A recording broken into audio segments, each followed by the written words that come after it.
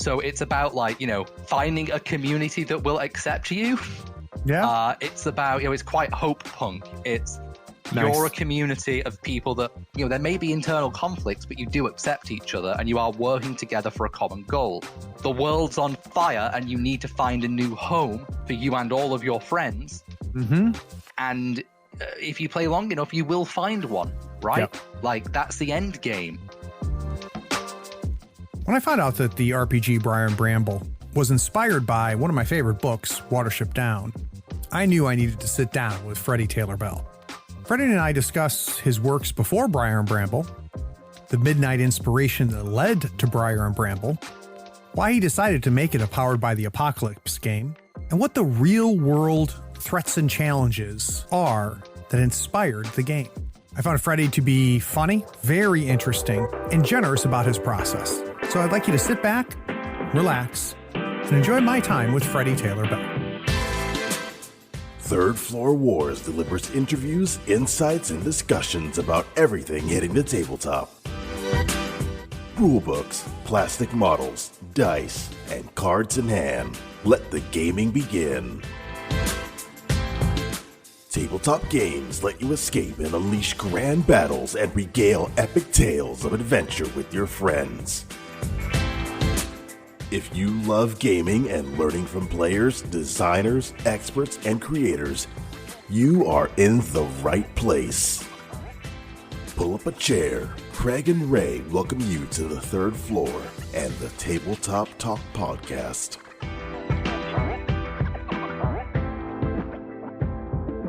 Howdy friends, Craig here. Today we talk to designer Freddie Taylor-Bell.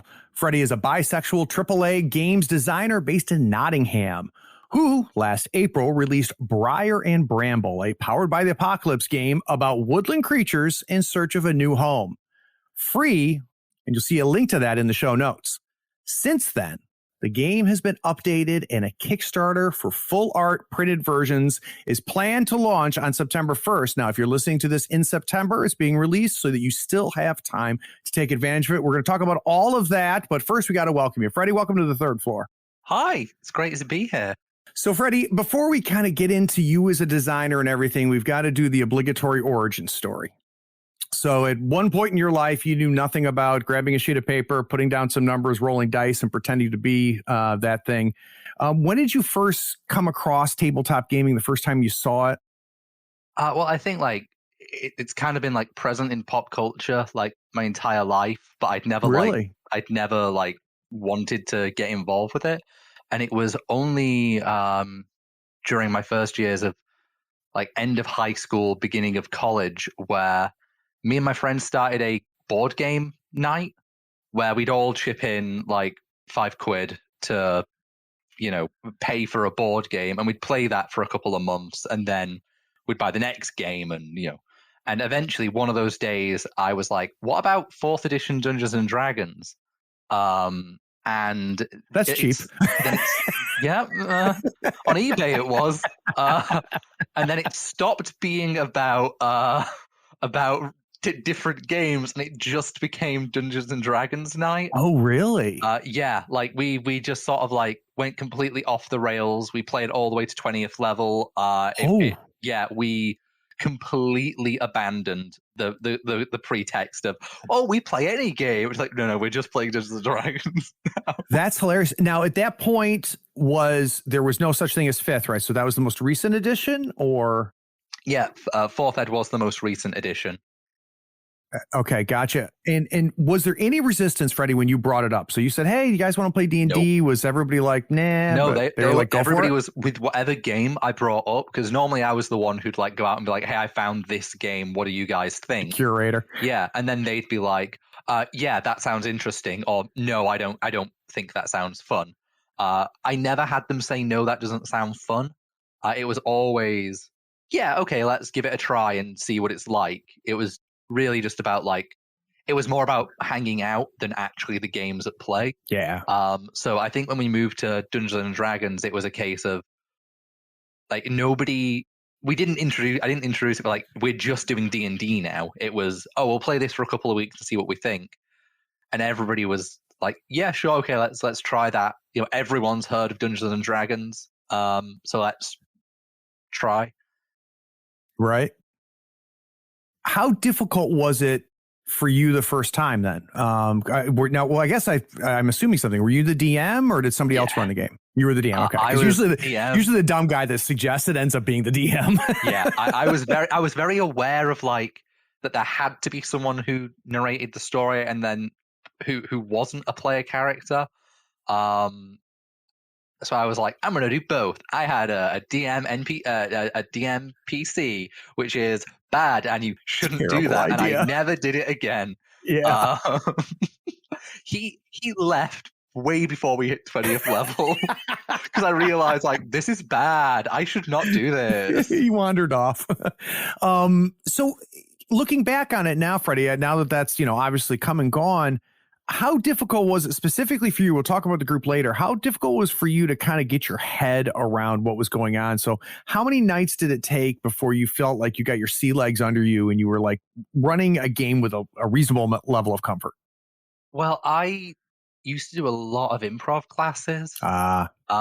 Just because I like acting and improv is the funnest kind for me. So figuring out how to tell a story and how to like go on the fly and improvise was already quite like second nature to me. So I remember I spent one night writing everybody's character sheets because they told me what they wanted to play. So I made them that character rather than like bog them down with it. Because I don't think it's a good idea to introduce a game and be like, right, now homework. Right. So I made everybody's characters as they wanted them made. And I planned like a very quick initial adventure. So I planned that. And then when we started playing, it was just a case of having to like, I wrote a load of notes to be like, when someone does X, they need to roll Y, And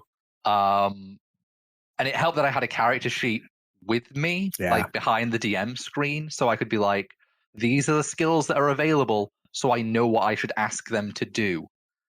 So it wasn't, if I went back in time and I watched those sessions, I'd imagine I'd cry and scream. Sure. But it seemed quite fine. Like retrospectively, like now, I think it was fine. I don't think it took me too long to get into the swing of things with that. Obviously, I've grown a lot from there, but sure. Yeah, we're still back in time, Freddie. Now, thinking about the group of players, I would love if you can remember, and we don't have to name names, obviously, but like, can you think of the player that like just grabbed with both arms and jumped right in and was in love day one? And then can you think of a reluctant one? Okay. My best man, because I get married next month. Month after next, October. Thank you.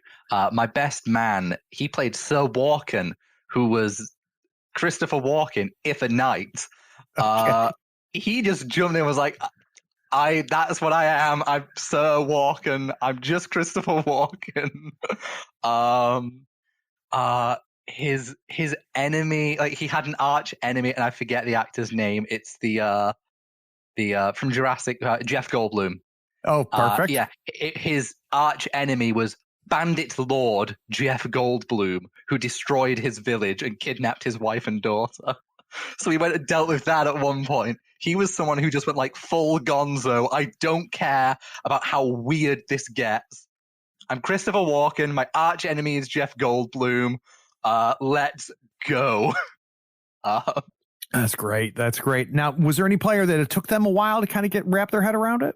Yeah, not going to name names for this one because it's not super nice, but they really didn't care about the game. Whenever the spotlight pointed at them to do something, they were just like, they really didn't know what they were doing. They really were just showing up for the like community, friendship, social gathering aspects of it, right? Yep. We could have been playing checkers and they would have shown up and been as invested. They really were just there for the social aspect of it. They weren't there for the game. Yep. So you play D&D for more than just a little while to get up through 20th level. We went fast. We skipped a lot of levels. Yeah, okay. Yeah. We played for like I think maybe 2 years. That's amazing. Yeah, every Friday at my parents' house. That's phenomenal. That's great. Yeah, So, we skipped a lot of levels to get there. So what was next for you then? So you D&D consumes your life for 2 years. Where was the next game that not necessarily you saw or look or bought, but the next game that you kind of grabbed onto? After 4th, I jumped to 5th, and the moment I read the rules for 5th, I was like, "Oh, this is just better." Like, oh, okay, cool. I don't have to worry about saving my daily attack. I can just hit people with swords. Great. So 5th ed is what really like grabbed me, and that's where I like sort of entered like Roll20 online playing of it. Because before then, it really was just me playing with my friends, in person, and it was through playing online that I met everybody that I know in the role playing that I know that does role playing now. Yeah. We played 5th ed for a while. Then, the moment that campaign ended, I grabbed one of the guys from it, Dennis, and I was like, I have an idea for how to run a solo game of 5th ed D&D. Do you want to try it? And the plan was that we would alternate. One would play, one would DM until that character died or retired, and then we would swap. Nice. And we did that, and it kind of became a running joke that he can't kill me no matter how hard he tries, and I can only kill him no matter how much I pull my punches. Because the first character we did was Philip Lansfield, Lance.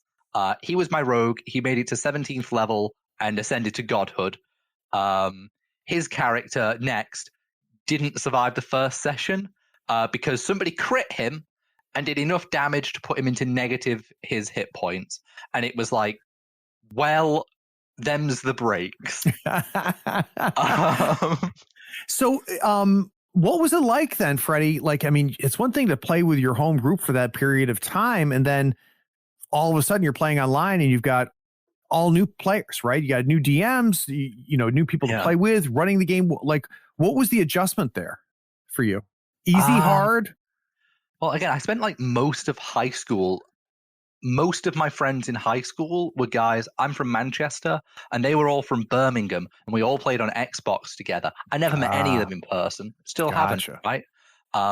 So playing with internet strangers was already very much second nature to me because I was lonely as a child, I guess. I have internet friends, and they count as real friends. They are real friends, and no one can tell you that they're not. So yeah, that was always fine for me. Again, every GM has a different style, so you're going to enter a game, get 2 sessions in, and be like, I just am not vibing, I'm out. Sometimes you'll enter a game and be like, I'm loving this story, but this one player is just absolutely ruining it for me. So either I have to have words with the DM, or I just have to be out. So it's very rare that you're going to just. I'm very lucky in that the first game that I jumped into, I met Dennis. Everybody in that game was great, apart from one guy he didn't last the whole campaign, so that was a good thing. I still play with Dennis today, and that was awesome. Like 7 years ago. We play on Tuesdays. We play Stars Without Number, the revised edition. IDM, he plays solo. It's going great. Me and him do a lot of solo gaming together, but again, you're very lucky if you can jump into the first game online that you find, apply to be in it, get accepted, and make friendships that last that long, or be a part of a campaign that lasts that long. I think you just kind of have to bite the bullet and accept, hey, this game could last 2 years, it could last 2 months, it could last 2 sessions. Or tonight. Or tonight. Yeah. It could last 2 sessions over the course of 2 months, for all we know. The schedule beast is a foe I think is impossible to slay.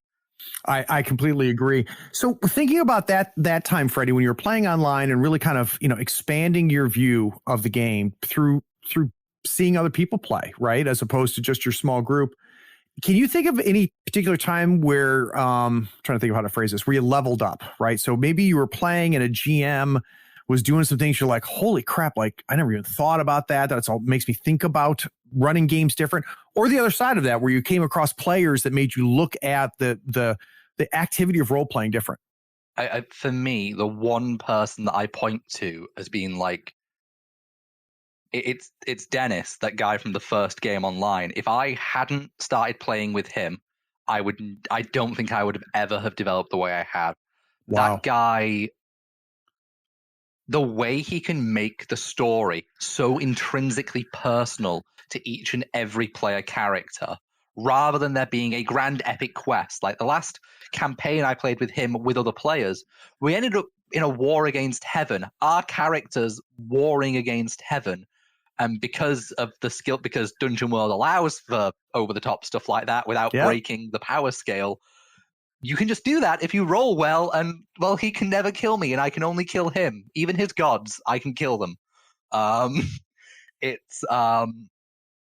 He set up a tournament arc during this campaign, and on the way to it, he asked us questions that we had to answer earnestly as our characters in session.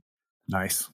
And the entire tournament arc wasn't about fighting monsters. It was, sure, you had to do that, but between the rounds, it was a very personal deep dive into like why your character made the decisions they made. I mean, the tournament wasn't even, oh, you two fight, then you two fight. It was, you go on a vision quest where you have to deal with your own personal demons.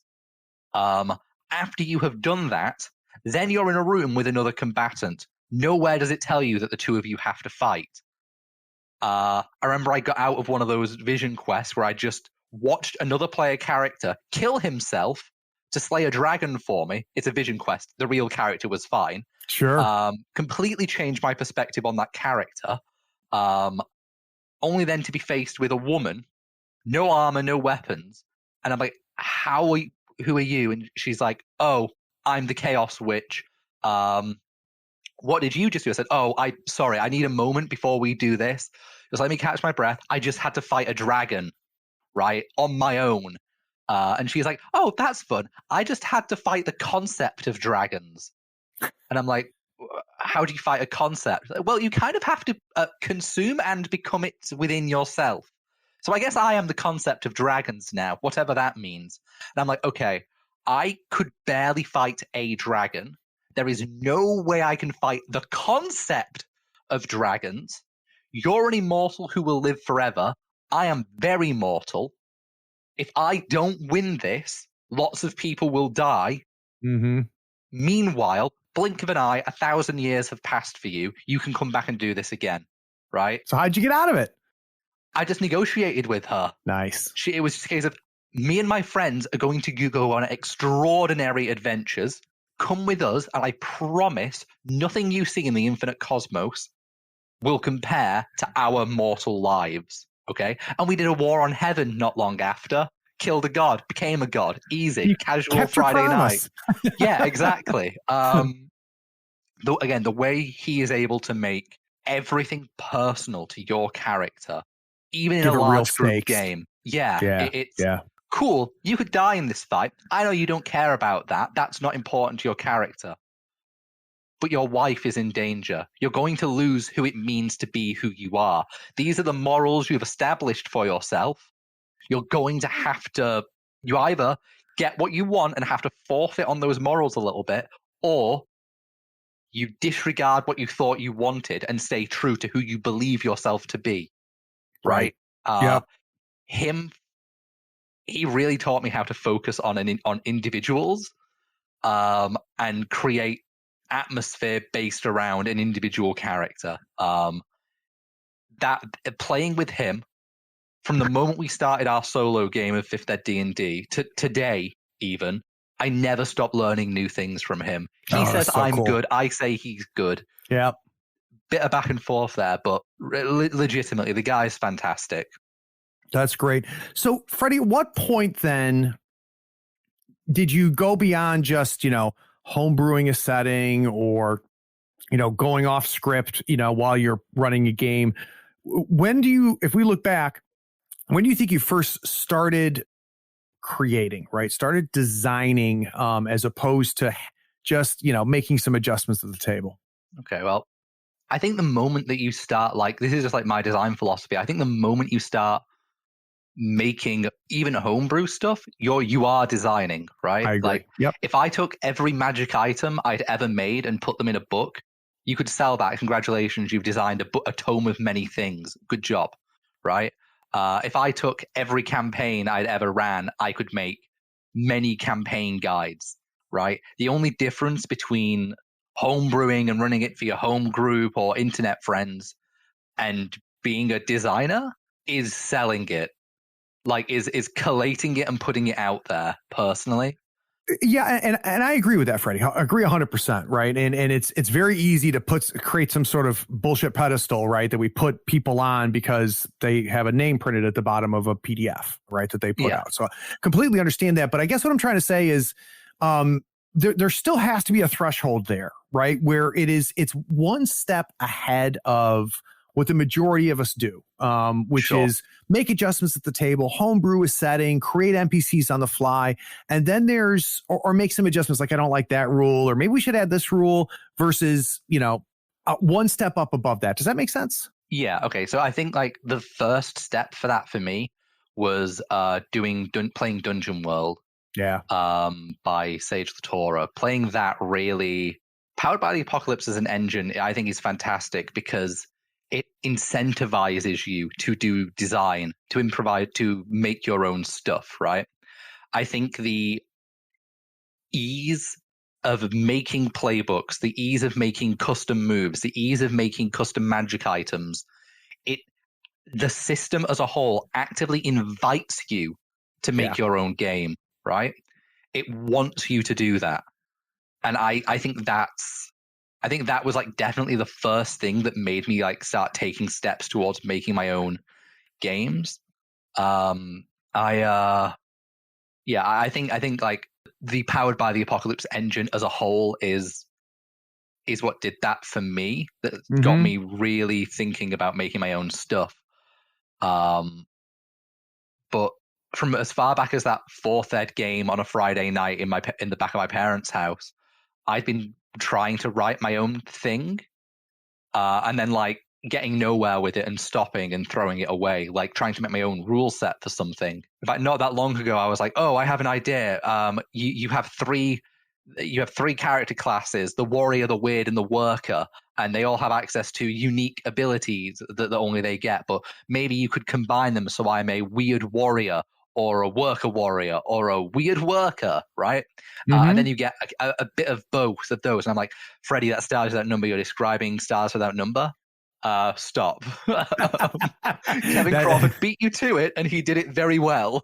Yeah, very, very well. Yeah. So where did you come across Sage's game? When did Dungeon World get on your radar? Because there's an adjustment to be made between D&D 5th and Dungeon World. Dennis. Oh my God. Yeah, Dennis was like, Dennis, you keep coming up. Yeah, he was just like, we should try this. And we did, and I was like, oh my God. He then invited me into this like big West Marches style game where there were like, at the time there was one DM and like 30 to 40 players, and you'd sign up on a forum to be like, oh, I want this character to join this adventure, or you would post and say, this character is going to go and do this adventure, and if the guy running it had time in his schedule, he would be like, yeah, okay, cool, at this time slot we're doing this game. Nice. How many other players are interested in doing that? After a while it evolved to what they called West Marches 2, where they invited like several other people to DM it. And that was wild, just seeing all these different people working within all these different DMs, all these different players with equally as much weight and investment in this world change the landscape of what was happening. At one point, all the players hated one of my characters so much that they hired between them 30 assassins. It was, well, we could pay 30 gold for one assassin, or we could pay 30 gold for 30 thugs to go and attack this man. So one of the sessions that I put up was, I want to go and do this. And it was like, okay, you all meet in a tavern and then 30 assassins attack you. That's amazing. okay, let's fucking go, boys. That's great. Yeah, That's great. They had a separate good guys group chat, which was primarily, I hate this man. How do we kill this man? You grab onto Powered by the Apocalypse, right? After being introduced to it through Dungeon World. What was the first game that made it for you? So that because we all have a lot of fits and starts, right? We have an idea, we start work on it, we throw it away, we put it on a shelf in a drawer somewhere. When you look back now, and it doesn't mean you ever finished it, but what's the first game that you got really far on as far as being able to mold it? Guns and Guile. Okay. It was, I initially released that like 2018, I think, like 2017, 2018, that a while ago. And it was just, I played Lasers and Feelings. I found out about the Creative Commons license that it had, that it was purposely designed that people could make their own version of it. And I was like, well, I like cowboys. I'm going to make a cowboy one. So I made Guns and Guile as a one-page role-playing game, put it online for free. It went okay, I didn't retire off of it, obviously. Your pricing model sucked. Releasing games for free, who knew?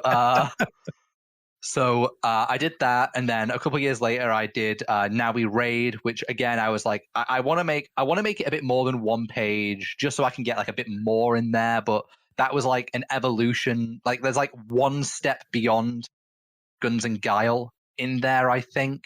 So how so? What step is that, Freddie?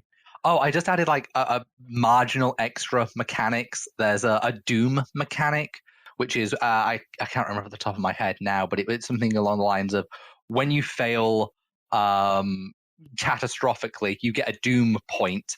And when your Doom ticks, like when you fill the clock of Doom, bad things happen. And if the clock ticks, I think 3 times, that's game over. Oh, right? Wow. Yeah, so it's designed to be a one shot, right? Yep. So I wanted like a game over mechanic in there. So I added that. It was just one extra small mechanic, and I broke the game down into 3 sections. There's the home, the sea, and the raid. So Nice. You're dealing with a conflict at home, a conflict while you're at sea sailing to England, and then a conflict in England to deal with while you're raiding. And then if you really want, you can do a second at sea and a second at home, right? Because you've got to get your stuff back. So, I added like a 3-act story to it, and I added 1 extra mechanic to it. That was where I first started to be like, I want to add something extra here. Right. Yeah. And I couldn't get it to fit on one page. So 10, 15, 20 years from now, my kid is at university, and she signs up for Taylor-Bell Design 101. It's the history of Freddie Taylor-Bell. And she takes the 100 course, and they look at Guns and Guile, and they look at Now We Raid. And the professor says, now, what were Freddie's influences? What games do we see in Freddie's first games? So what do you think the professor would teach there? Like what shadows can I see in those 2 games that are definitely harken back to things that influenced you? Oh, definitely Lasers and Feelings. Like obviously, like again, Guns and Guile is just lasers and feelings. I don't think I added any extra mechanics to it. Yeah, I just reskinned it. You are the residents of this town. The sheriff, East Clintwood, OC, please don't steal, died. You guys have decided to keep the peace until a new sheriff arrives. You need to roll guns or guile to do things. There's a table on the back for figuring out who's causing trouble in town. The Chupacabra's back, and it's trying to rob the bank. Nice. That's something you can roll, Sure. and you got to figure that out. It's just that is just Lasers and Feelings. The extra mechanics for like Doom, I think that's got to be like a Powered by the Apocalypse vibe in there, right? Like I think the concept of clocks comes from Blades in the Dark, which is influenced heavily by Powered by the Apocalypse. Yeah, and we see clocks in Apocalypse. We see clocks too. I think it was John that really like turned the volume up, right? Which is why I think we attribute it to Blades. But yeah, I know exactly what you're saying. But yeah, I think clocks is such a good mechanic. Oh, it's phenomenal, dude. It's a mechanic you read and go, "That's the dumbest thing I've ever read." Like, what the hell? The moment you see it. And like I draw a circle and then like, dude, we don't even need the circle. And then you do it and you're like, holy shit. Yeah. This changes everything. And every game I run has clocks now. Friend of mine's making a superhero game and we play test it every now and then. And for the longest time, everything was done on a clock and he hid the clock, right? So only the GM could see the clock, right? And I was like, I'm going to run a game of this for you. You're going to see the clock. Exactly. And you're going to realize how tense the situation is going to get. And the moment we did, he was like, yeah, you're right. Everybody should see the clock because it's important. When I run Blades, Freddie, and I go, all right, we're going to start a clock on my players like, oh, no. Frozen. Not a shipment clock. Oh, no. You see, for me, I'm just like, yeah, start another clock, ticket. I need those bonuses. Start 10 more clocks. Give me 10 more dice. Oh, that's phenomenal. Like, I want it to go bad, right? Like, if I can do good now and deal with bad later, that's fine. Because dealing with that bad, I can make more clocks. Oh, that's fantastic.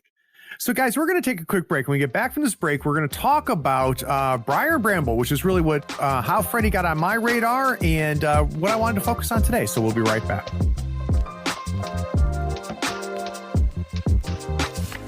Hi, this is Brian. I started listening to Third Floor Wars for information and insight about my favorite miniatures game, Malifaux. But I also get great interviews with game writers, designers, and artists, as well as some fantastic role-playing sessions with some really great players. I've been supporting them on Patreon for 1.5 years so far, and it has been well worth it.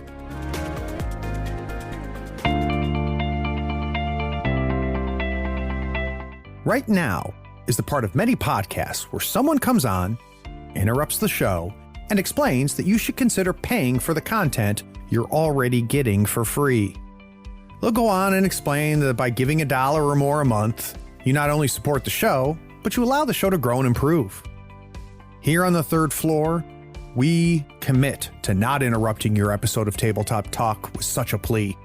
We pledge not to run a spot asking you to go to patreon.com and give $1 or more a month.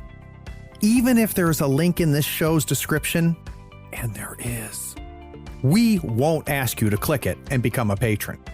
We won't spend time yammering about the benefits like early access to episodes, getting those episodes without ad breaks, or even getting a chance to play in one of Craig's RPG sessions. Anyway, enjoy this episode.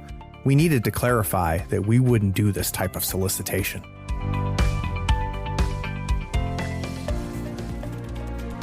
Time to give a quick shout out to our most recent patrons.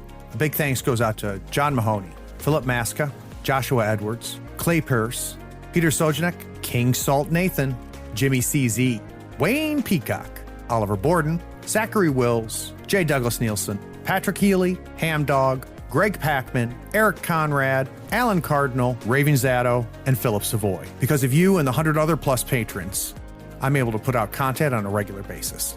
We appreciate you.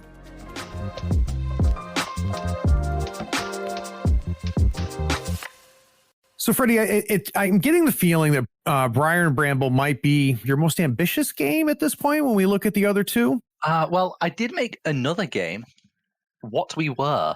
I did this on Kickstarter a couple of years ago, and it got fully funded, 186%, I think, which is good. Nice. There are maybe 200 or 300 physical copies out in the world somewhere. This one is mine.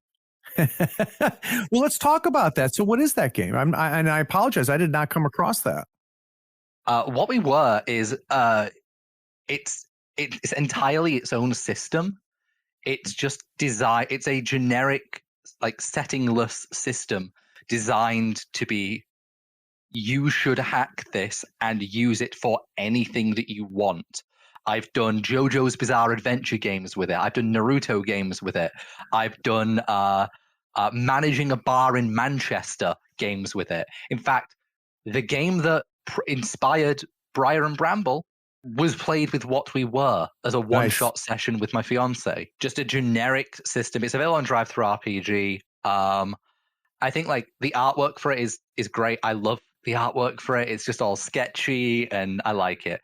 So Freddie, how does that generic system compare to, say, something? What makes it unique, right? So what makes it not GURPS? What makes it not Savage Worlds, not Champions? I'll be honest, I don't really know. I think what made it that was I looked at quite a lot of those other systems, like especially Fate. I actually started writing it in retaliation to Fate because I was in a Fate game that I just wasn't vibing with. Like Fate points are in What We Were, and it's how you level up. And I ended up just being like, it took me like 3 or 4 years to write. Like I just kept changing and editing and doing it. In fact, at one point when I was doing my BA in games design, the head of the school said to me, like, why aren't you doing this for your honors project?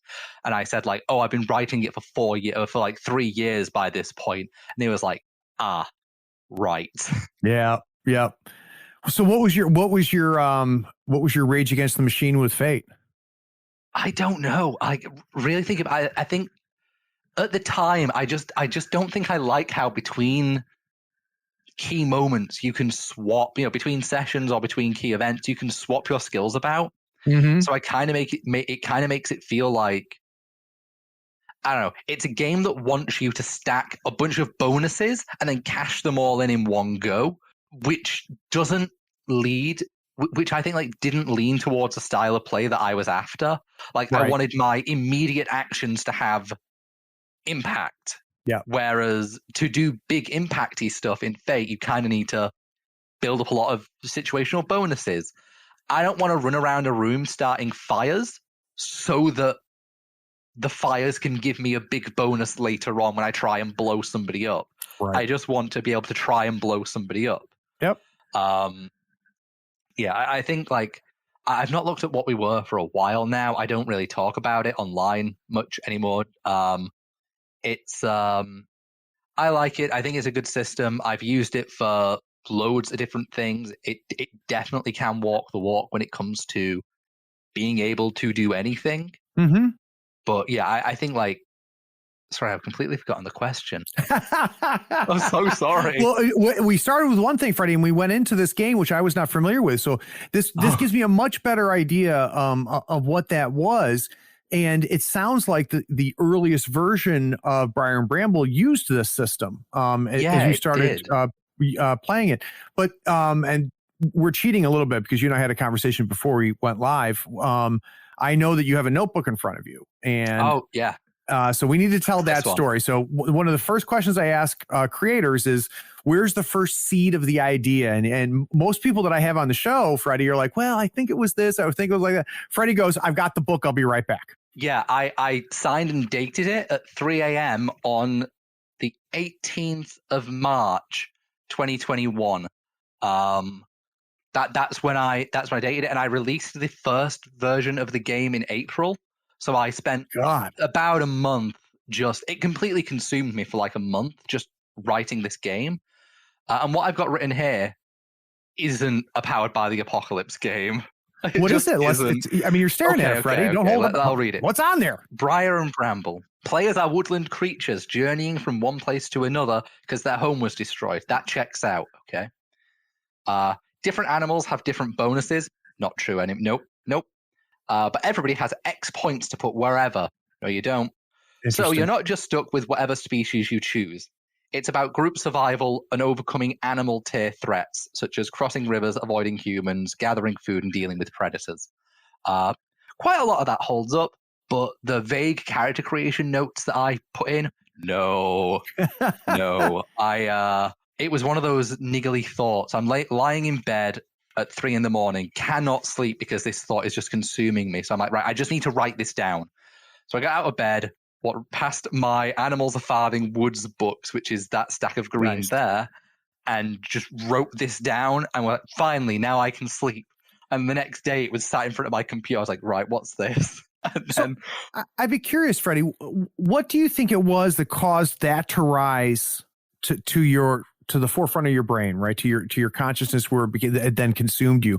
Was there a book you had just read, or something you'd just seen on TV, or do you think it was boiling back there for a long time? This concept of playing woodland creatures.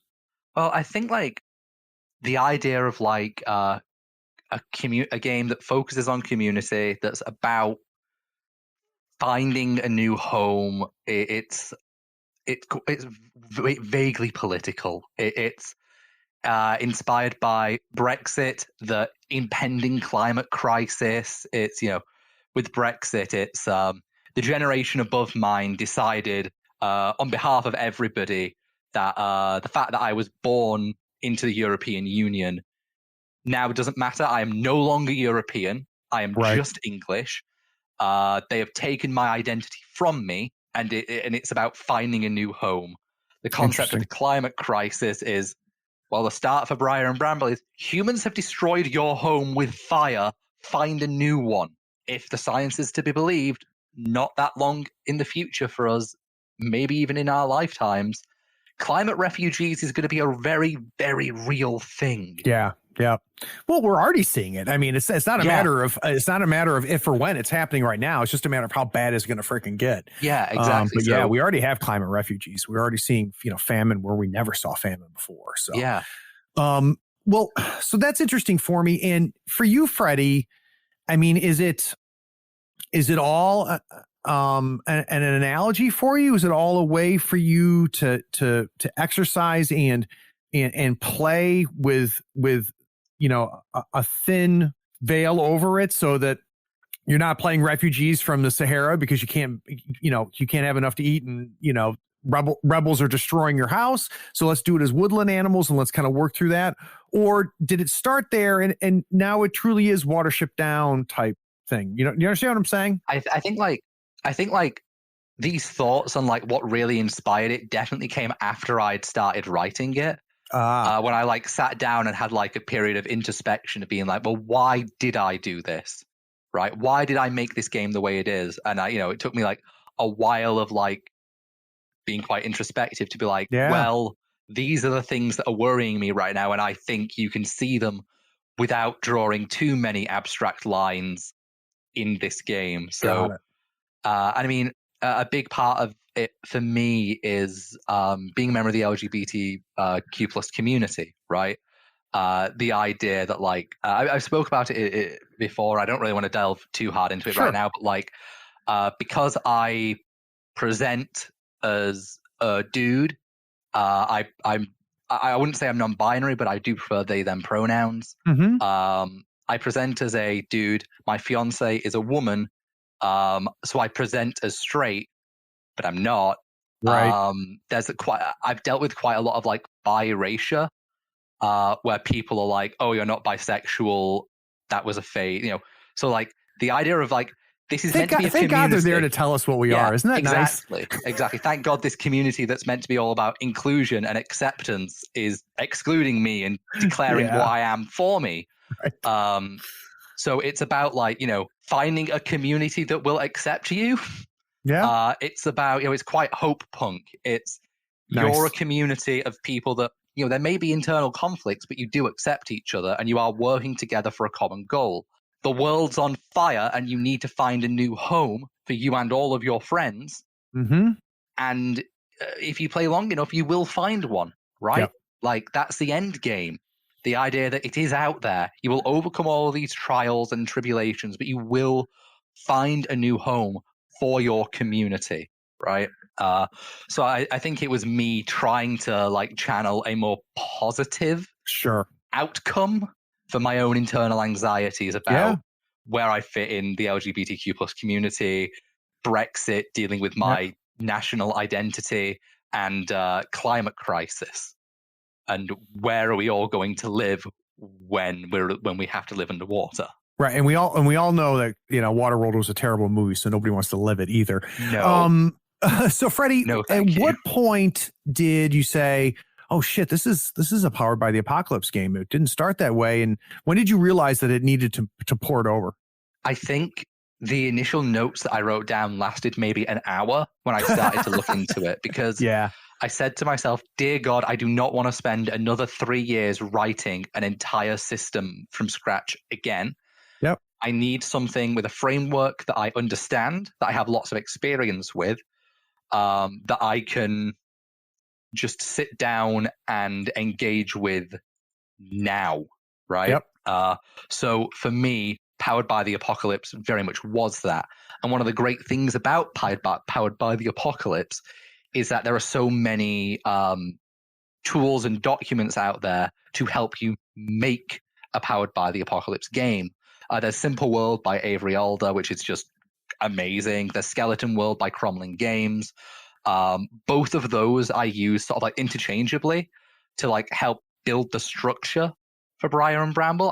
But the very first thing I did was I looked at Vision-Based Games Design by Artificer Games, which is a very small document that just like helped me get my ideas for what the game was going to be down. And then once I had those like staples of like, these are the pillars of this game, I could then figure out, this is what I want from the game.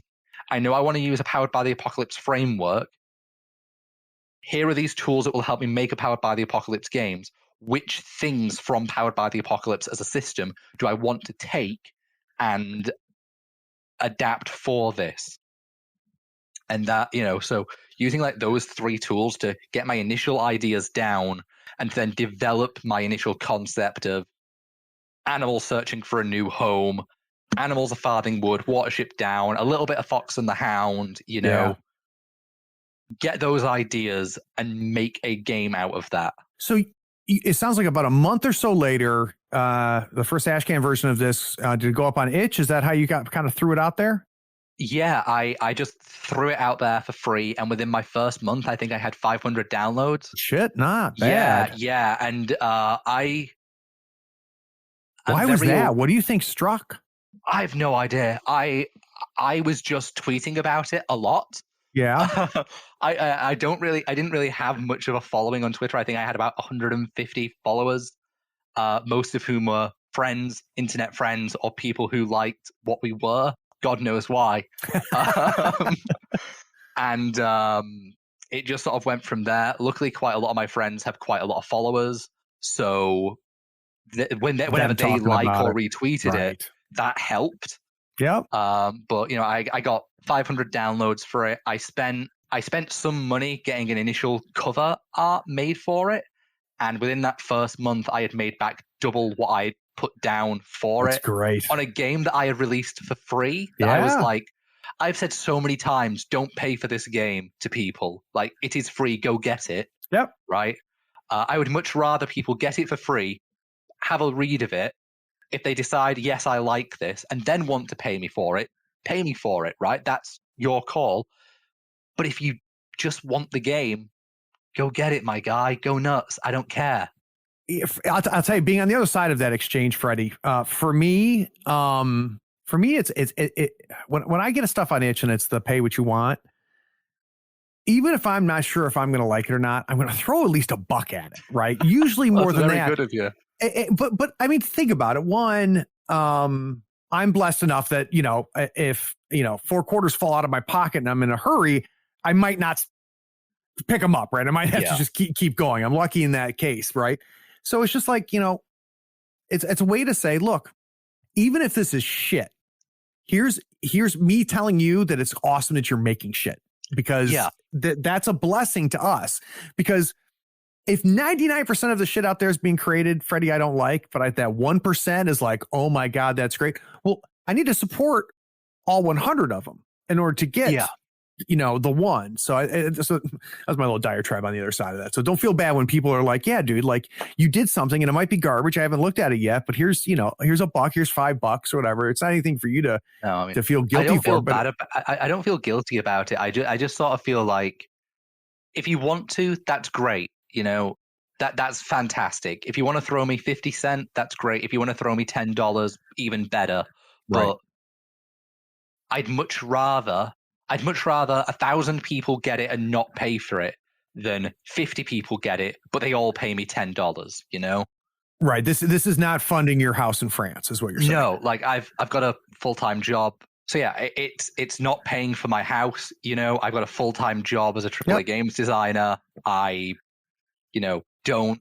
I'm in a privileged enough position where my fiance just quit a job that she hated, and I'm able to say, yeah, that's fine. I think you should do that because I'm able to pay the bills. That's fantastic. I'm Yeah. able to pay my mortgage for both of us. It means I can put nothing into savings right now, Right. but it means I am still able to do that, and that's an incredibly privileged position to be in. So I don't mind if people choose not to pay for Briar and Bramble. Yeah, even after the Kickstarter, there's going to be a free version of the game. The version that exists now is going to stay free forever, but the full art and, if I update it again in the future, that version of it, you will have to pay for that one, unfortunately. But if you want the game, you can get it for free still. That's I'm not going to take that away, So Freddie, the thing's out in the wild, right? Literally, I like that. And people, a couple hundred people download it, and people start talking about it. What I want to discuss first is the surprise positive reactions. Now, obviously, you think to yourself, I think this is pretty good, so I'm going to put it out there, right? And so, there'd be a certain expectation that there would be some people that enjoy it. So I'm not saying that it was a surprise that people liked it, but when I talk to a lot of people that create games and put them out there and send their kid off to college, I hear the analogy said all the time where you just kind of got to let it go out in the wild. I hear about reactions that you didn't anticipate, right? So the people were latching onto it, wrapping their heads around it in a way maybe that you didn't anticipate. Did that happen? Not for me, no. Interesting. The one thing that the only thing that someone's grabbed it and has had a weird reaction to it, or an unexpected reaction was somebody was commenting saying you say you can play as a wolf, but wolves were extinct in England in the 17th century. And I was like, my guy, it says you can play as any animal you want. And then he then edited the post not to get rid of that initial comment of wolves went extinct, but to say, I see that you mentioned that you can play anything, never mind. That's the only why is that we're playing animals that can talk to each other? I could start a whole second podcast on that kind of crap, dude. That stuff just blows my mind. The amount of people that are fixated on the fact that you cannot fight humans in this game, no, is my response to that. The amount of people that are fixated on that have been yeah, but a stag could absolutely mess up a human. I'm like, yeah, they could. Not with the game's about. In my game. It's not about that. If you could fight the impending threat, if we could punch climate change, it wouldn't be a threat, would it? Right. Humans, at least in my mind, you can interpret a game however you want. The author is dead after all. If you want to, I interpret humans in Briar and Bramble as climate change. They are this impending threat that has destroyed your home and has cast you to the wild. Find a new home. Well, and I'm going to make an argument here, Freddie, and I don't know if you'll agree with me or not, but somebody says to you, you can't fight humans in this game, and you go, why not? I don't. My game, when I run Briar and Brambles, no, you can't fight humans. That's something that I've built into the DNA. Yeah. But do what you want. The book is yours now, right? It's on your computer. You've printed it. Yeah. I don't give a shit what you do. So if you want to battle humans, then great. Don't complain if you think the game doesn't support that, because it never was supposed to. But it kind of blows my mind, and it's this projection that you see very often, right? Where people I want to play it a certain way, and I'm going to want everybody else to play it that way, and it's amazing. But it's good for you as a creator to say, look, this is the experience that it's created for. Sure. I think a big part of why people seem to think you can always punch every bad guy is the fact that most people's introduction to tabletop role-playing games is D&D. D&D, yeah. I don't think that's where people should start. I think Lasers and Feelings, or one of the gajillion hacks of Lasers and Feelings, like Guns and Guile available at itch.io. One of those is way better because one, most of them are free. Two, it's designed to be played in one session. 3, the rules are very basic and very easy to understand. And you can expand on it if you really want. You can do multiple one-shots. I don't think jumping in with something as big and expensive and as complicated as 5th Ed D&D is where people should start with tabletop role-playing games. And I think it teaches bad habits, personally. Again, like the idea that that a single human knight can go and fight a Tarrasque or a dragon is baffling to me, which is why I love how in Powered by the Apocalypse games, you can just not give something health. You can't fight it. So that's what I did with the humans in my game. Humans don't have health because, well, it doesn't matter if they have health or not. You can't fight them. Yep. They deal harm, and they deal a lot of harm, but you can't fight them. You're going to need to run away. Yeah, you can survive them. And in the playtesty sessions that I've done, like between releasing it initially and now, the stuff that sort of led to the update that I put out, anytime humans were introduced to a scene, or we had to go past human lands or even through human lands, the tone of the game changes very quickly to be very tense. Everybody becomes very careful about what they're doing.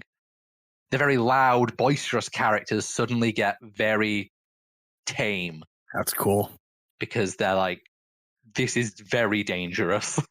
Well, it tells you that desire to have that be a threat is obviously working, right? Exactly. By just existing in the current narrative, it changes the tone, which is very cool. So, Freddie, this is not your first Kickstarter. This is going to be your second Kickstarter, if I understand it correctly. What did you learn the first time? What mistakes did you make the first time you're not making this time? I just put it on Kickstarter and then started advertising. I put it on Kickstarter. I was like, hey, look at my Kickstarter. And very insanely lucky that it got funded. Okay. Yeah. Like at the back of the book, there's a thank you page for anyone who backed the game.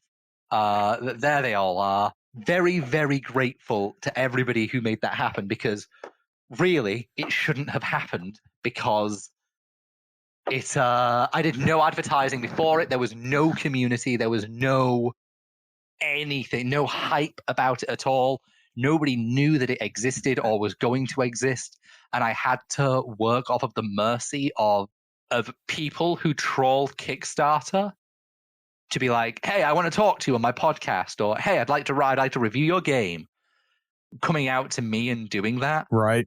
And I had to ask a couple of my friends, being like, hey, how do I get on podcasts? And you just have to talk to them. Turns out people are people. They're not a weird corporate entity. They are a human. Just talk to them, and most of them are going to be like, sure, I'll see if I can fit you in my schedule some way or another, right? I learned not to do paid games. With what we were, I paid 150 quid to have a game played on a podcast, on a stream that they had VODs for, and they messed up the rules of the game so much, and it was and I don't think I got any. I don't think I got anywhere near my money back from that, right? Yeah. So I think you need to start talking about your game as soon as possible. You need to start getting involved in the discourse online. You need to start building a following of some kind. You need to start posting on Reddit, on all the Facebook groups, in all the Discord places. Obviously, only in places that allow self-promotion. A lot of places don't, and you should be cool about that and not do that there. You've got to get out there. You've got to spread the word about it. And I think the big thing that helped was Harold Heckmuller told me, he's a roleplay friend of mine. He told me, you should release this as an ash can to begin with, to build a following, so that if ever you do decide to do a Kickstarter or do anything with it, you will already have some kind of a following. Right. So that's why I did release it as an ash can to begin with. I didn't release it with the initial intent of, I will do a Kickstarter for this. Mm-hmm. I just released it like that to say, hey, here's my initial concept. I'm going to update this based on feedback. I've sat down with design friends of mine. I've sat down with randoms from Reddit who gave me huge walls of on this page, this, on this page, this, on this page, made loads of edits to it. I mean, awesome. The initial book, including the front cover, was 89 pages. and the big update went up to 119. Wow. So more than a 50% increase in content thanks to all of that feedback. So, it took me a while to get that update out, a lot longer than I thought it would, but it came out. It's massive, a massive update. There's 2 new playbooks. Every playbook has new moves. There's new basic moves. That's Everything great. went bigger and better. And it was after I did that I thought, okay, I want to do a Kickstarter with this. Yeah. There seems to be enough buzz. I want to do something with this. Well, and there's some. I mean, you pulled your first Kickstarter book out there, and there's just something nice about having a nicely made bound book with artwork in it. And that's what the Kickstarter model allows you to do. It allows you to say, look, I want to invest in this. I want to make this. And that's a big part why I still a huge fan of Kickstarter, even though I've gotten burned more than a few times. So Freddie, obviously I'm going to link to a bunch of stuff here in the show notes. For those of you listening, you're going to scroll down. You're going to see a link to Freddie's Itch. You're going to see a link to the Kickstarter that's happening right now, depending on when you're listening to this, as well as to the drive-through RPG. But Freddie, if somebody wants more Freddie than what they just got over the last hour, where do they need to go? They can hit me up on Twitter at the Drunk Wizard with an underscore at the end. I imagine you can link to that. Yes, I will. That's where I exist on the internet predominantly. If you want to get involved with Briar and Bramble, inside the PDF, which is available for free on Itch, there is a link to the Briar and Bramble Discord server. Perfect. So if you're looking to play Briar and Bramble, between the launch of, in fact, the first session is the day the Kickstarter launches. In fact, immediately after the Kickstarter launches, I'm running a game. And the plan is to try and get as many games as possible running in the Discord server to try and build that community. Funny that a game about community wants to build a community. It's I will be running games there. So there's a link to that in the PDF, which you can get via there. If you want to get involved, find games to play, or just share pictures of your pets, that's awesome. Also valid. You are welcome. You can get involved there. You can find me on Twitter. Those are the 2 main places where you can find. Beautiful. So last question, Freddie, real quick. What are you loving right now that you didn't make? So is there an RPG, a board game, a TV show? What is something right now that you're just like, God, I can't get enough of this? Let me think. Okay, I'm going to shout out Burning Wheel. Okay. Oh, look at you. Burning Wheel? Okay, Burning Wheel isn't a role-playing game. It is art. I got both the big books. Look, you sure do. Yeah. Nice. Burning Wheel isn't a role-playing game. It is art, and it is the single best tabletop role-playing game I have ever played. It's amazing. It's so in-depth. In fact, hell, even if you're not playing the game, if you're writing a fantasy story, make your characters using the Burning Wheel character creation system, because you don't make a half-elf paladin or a halfling rogue. You make a person with wants, desires, drives, ambitions, flaws. You make a person, far more of a human than you get from any other role-playing game, I think. So if I'm shouting anything out, more people need to play Burning Wheel. That's awesome. What's amazing about what Crane did with Burning Wheel is that I think people are influenced by Burning Wheel that have never looked at Burning Wheel because it was such a landmark game. You know what I'm saying? People talk about, the biggest wave makers, your trailblazers in tabletop role-playing games being Dungeons and Dragons and Apocalypse World, and that's it. And I'm just sat here just like, but Burning Wheel is actually the best one. Yeah, no, Burning Wheel was kind of a big deal. The other one that I don't think doesn't get enough credit is RuneQuest. RuneQuest changed everything as well. But we could do a whole podcast about that. Freddie, I really appreciate you taking the time, man. Good luck on the Kickstarter. Everybody, it's linked down below. All right. Thank you very much. Thank you for having me. It's been really nice to be here. It's been a fun conversation, man. And for those of you that listen to this whole thing, this is the end and you stayed the whole time. I appreciate you too. Take care. Hey, did you hear that? You leveled up. You finished another episode of Tabletop Talk from Third Floor Wars. If you want more from the third floor, follow us on Facebook and Twitter. Head on over to our YouTube channel. It is packed with painting tutorials, gaming tips, battle reports, and role-playing actual plays. Did you enjoy this episode? Why don't you send a link to one of your friends so they can enjoy it too? Last but not least, write us a review on your podcatcher of choice. This helps us find listeners almost as cool as you.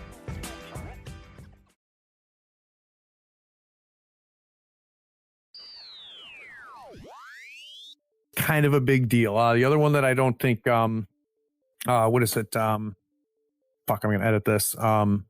Rune Quest? Thank you. The other one that doesn't get enough. It's good shit, Freddie. Thank you for being so conversational, man. That's great. Oh, no worries. Again, I can, if I go off topic, I'm sorry. I really can talk for England. I gotcha. I'll bring you back if I need to, man. Every podcast that I've done so far, after the fact, I've ended up just like sitting and talking for like maybe an hour extra with the host. Oh, it's fun. It's fun when yeah, it's fun talking games, man, especially with people that love it too. Yeah. All right, I will bring us back. Free when you head over to Itch, and you'll see a link to that in the show notes. And you'll see a link to that in the show notes.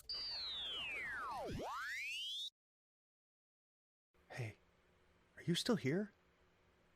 Look, the podcast is over. And you sat through all of the breaks and bloopers? Well, I mean, if you're here, you might as well run over to patreon.com and become a supporter. Don't forget to rate and review this podcast too while you're at it, on whatever platform you're listening to. I do appreciate you sticking around. Take care.